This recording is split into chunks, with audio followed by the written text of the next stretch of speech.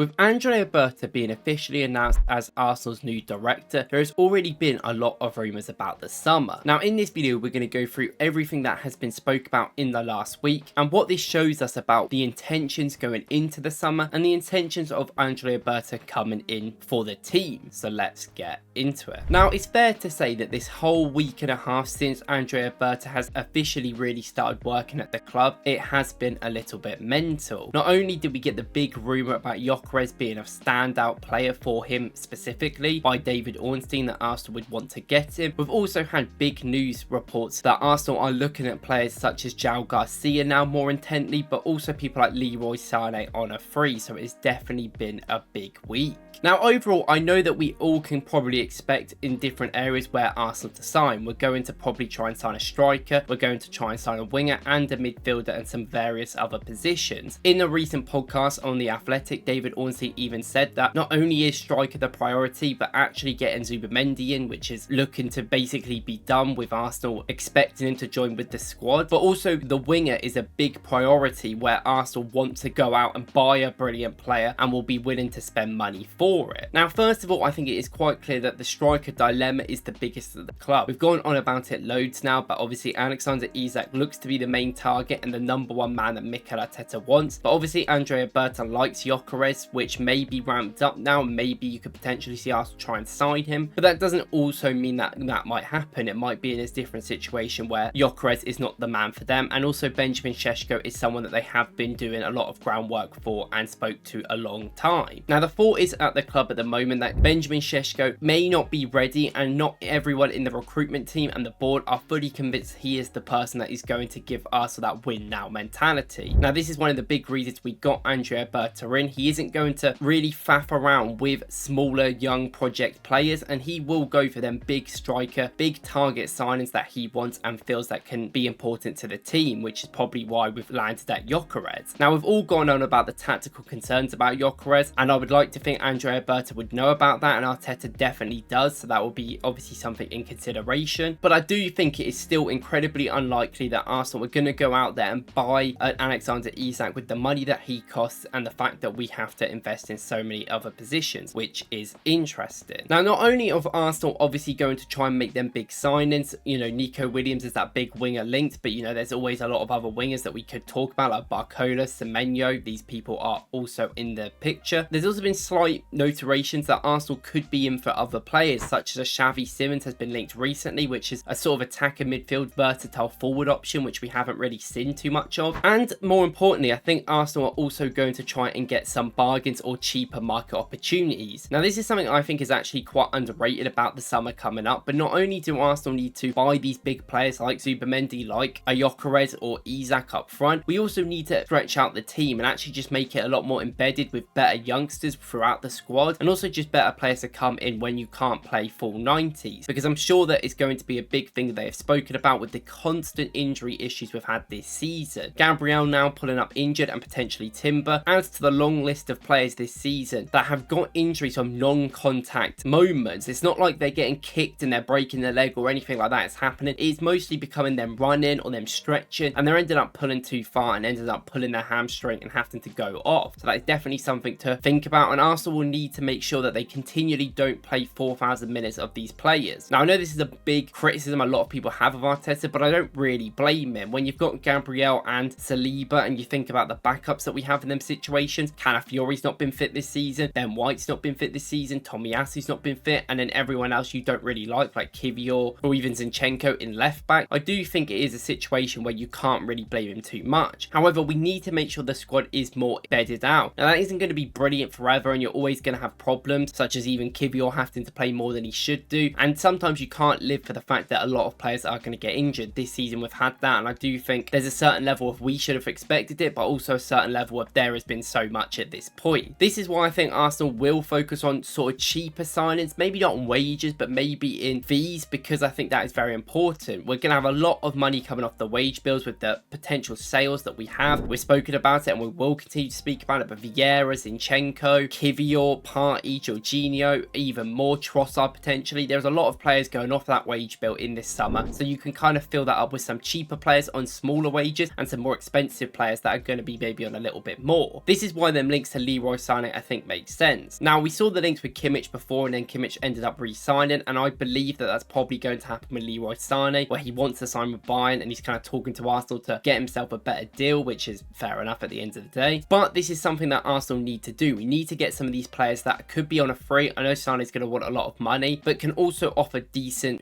backup, and also come in to start most time. You don't see many teams in the Premier League have an out-and-out top 11 nowadays. People have good players, maybe you have your stars like Salah and Van Dijk, or Saka and Saliba for instance, but they have players that can come in and do a job, and I feel like Arsenal have been missing that over the last couple of years. I think we've had Jorginho, who is a pretty good squad player that can come in and do a job. Obviously you don't want him all the time, but he is good enough. And Trossard I think has also been one of them good backup players where he's probably not good enough to be a consistent starter, and I think now when players are coming back to fitness you might see him obviously drop to the bench, but he's a player that you can bring on late in games, you can put in some of the weaker games that you play, and you expect him to still contribute. And I think the same will be with Marino next season, which is why I'm not really against that. And of course the youngsters that we have, Miles might be more of a starter next season, but Ethan Nwaneri with Saka, with Odegaard, with all these players in there and potentially another winger signing, you expect him to sort of be that backup that can come in and impact play, which I do think is important. This is why not only just getting free transfers, or at least looking at free transfers, I think looking at players that are cheaper like Severa Nipan, who we may go back in for. Obviously we did loads of videos about him in January if you want to look at that, but a £10 million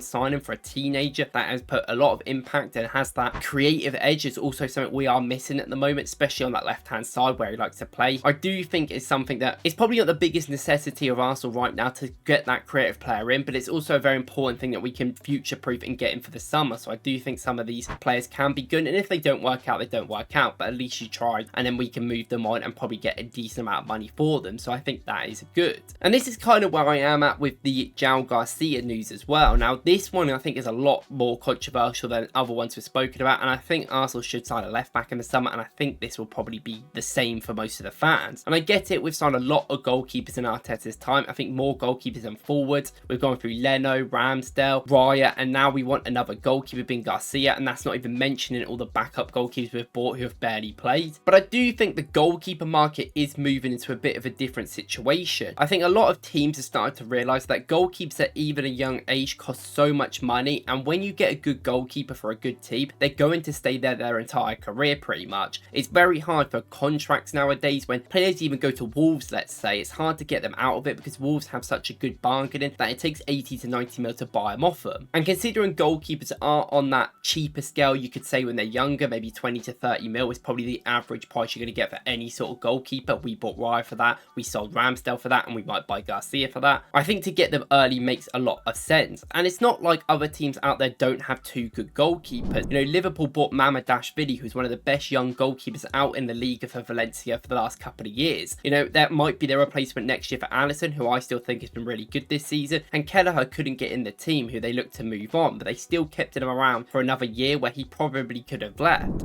People like Real Madrid, London really made a name for himself when Courtois had that ACL injury. He was a brilliant goalkeeper, never really got that move, and then Courtois is now back and London is on the bench. So I do think there's a few teams that will do this, and we're seeing so many injuries to goalkeepers as well. I mean, I know it's a bit on the older scale, but we've seen Barcelona struggle with Ter Stegen getting injured. Neuer's had constant injury problems at Bayern Munich, and even Alisson and Ederson have both been injured at points this season for Liverpool and Man City. And luckily for them two teams, they have Kelleher, they have Ortega, who are good backups, and I feel like if that happened to David Raya right now, we would be in a situation where Neto is not going to do the job. So I do think Arsenal needs to future-proof that, and I don't think Setford or any of Hein is really that ready. I mean, Hein's not actually the worst, and I don't mind if you're going to keep Hein as your backup, but I still think that's a lot of a big ask for him for someone that has been at the worst team in the Liga. And João Garcia is 6 years younger than David Raya at the end of the day, and he is one of the biggest talents. If you said this to me a year ago when we were linked with him last time, I literally did a video saying I wasn't too sure because he hadn't played a lot of minutes in the top level, mostly the Liga 2 and smaller levels, where he had brilliant catching stats and ability and quite dominant box presence. I think he was very dominant in his own box, which is something Arsenal love, but I didn't know how good he was at shot stopping. I can say I've actually watched a lot of him this season. I've been very impressed by his shot stopping. I think he's been one of the best goalkeepers in the Liga. I would recommend, if you can, watch some of his games against Atletico and Real Madrid earlier in the season. He was incredible, and a lot of people I speak to actually say to me that he might have better shot stopping than David Raya right now, and maybe his distribution is a little bit worse, but can definitely improve. And I think for someone that's 6 years younger, how long is David Raya really going going to be Arsenal's #1. Now, I hate to say that because I love Dan Rice. He's been one of our best players this season and he's incredibly underrated outside of Arsenal. So I don't want to, discredit him anyway because he has been brilliant. But I do think in 2 years' time, if you keep Garcia on the bench, allow him to play some cup games, and even in some games where you can rest Raya for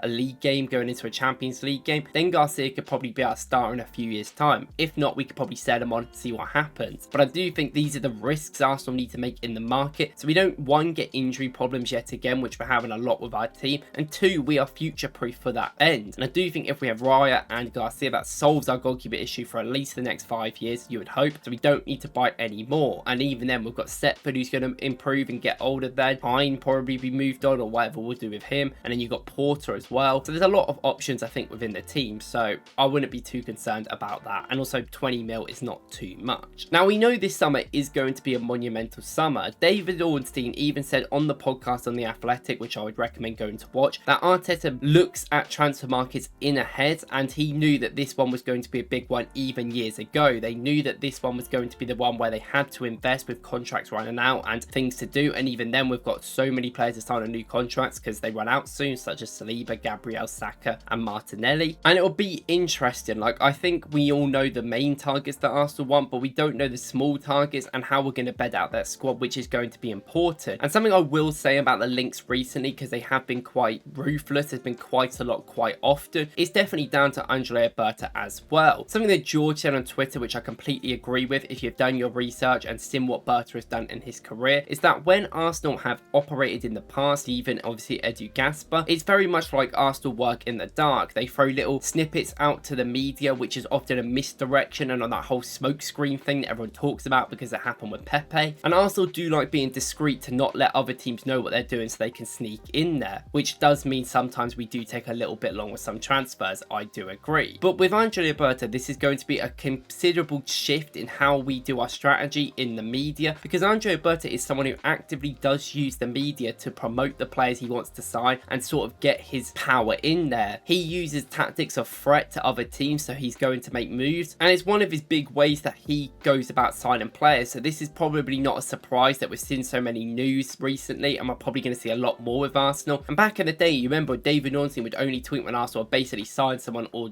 about to, but now it seems like we're getting a lot more news where we're looking at people, considerations are there, and I do think that is what you're going to see. That is obviously going to take a lot of adjustment period for the club, I think, but also us as fans. I think a lot of our fans will see a lot of the news, even the Gyökeres news for an instance. Gyökeres might happen, and if it does, fair play, we'll go into it more. But I wouldn't say I would completely say that's going to happen, because even David Ornstein has said that he was not really considered before Andrea Berta came in, and Andrea Berta might get the keys to buy him, but he might also not, and Arsenal might just go for Šeško, who've done all the groundwork for, instead, if they believe he is good enough. But there's still a lot of things up in the air, and I believe that even if Andrea Berta gets that signing, he might not get other players he wants. Since he likes Bruno Guimaraes, he probably won't get him then. So there's always this sort of pull-in, and everything can change within any week. So I do think that is going to take a big adjustment period for us as well, but it should be an exciting summer nonetheless. Now let me know in the comments what you guys think, and if you like this video, please like and subscribe, and please go and watch my new podcast with Forder every Friday. We're going to be talking on his channel. If not, I'll see you in the next one.